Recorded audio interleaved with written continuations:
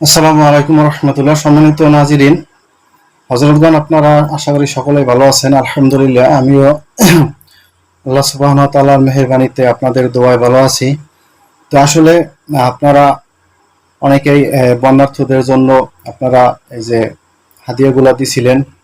তো যাই হোক, ক্লাস করা গিয়া যা পাইছি এবং আপনারা যা দিছেন, হ্যাঁ, তো এর জন্য সর্বপ্রথমে আপনাদের সবাইকে আন্তরিকভাবে মোবারকবাদ জানাই যে আপনারা আমার কথা শুনছেন বা আপনারা সকলে এরকম বন্যার্থদের পাশে দাঁড়ানোর জন্য আপনারা যার যার স্থান থেকে যতটুকু পারছেন আপনারা সহযোগিতা করছেন।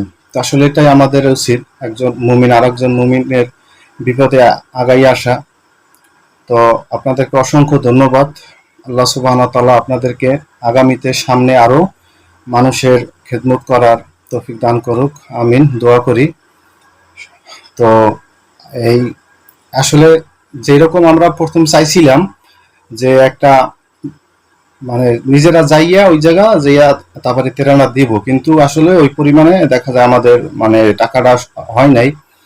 তো আসলে আমরা আল সুন্নাহ ফাউন্ডেশনের কর্মীদের সাথে যোগাযোগ করছি, তো তারা যে তথ্য দিল ওখানে আর কি, তাহলে আমাদের ওইরকম পরিস্থিতি মানে আমাদের ওইরকম প্রস্তুতি নিয়ে যাওয়া লাগতো, তাহলে বড় একটা অ্যামাউন্টের দরকার ছিল, কিন্তু ওই পরিমাণে অ্যামাউন্ট যদিও হয় নাই।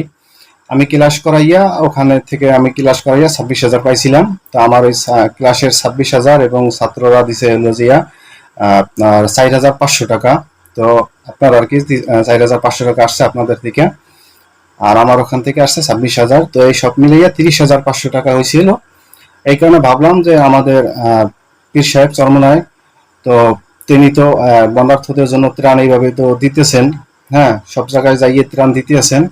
তারপরে আমাদের এখানকার যে দায়িত্বশীলরা রয়েছেন মুজাহিদ কমিটির, তাদের সাথে পরামর্শ করে তারপরে আমরা পিসা হুজুরের হাতে এই ত্রাণের এই টাকাটা তার হাতে দিছি এবং বলছি এটা যে ত্রাণের জন্য, হ্যাঁ, ছাত্রদের জন্য, সবার জন্য বলা হয়েছে, সবার জন্য দোয়া করা হয়েছে।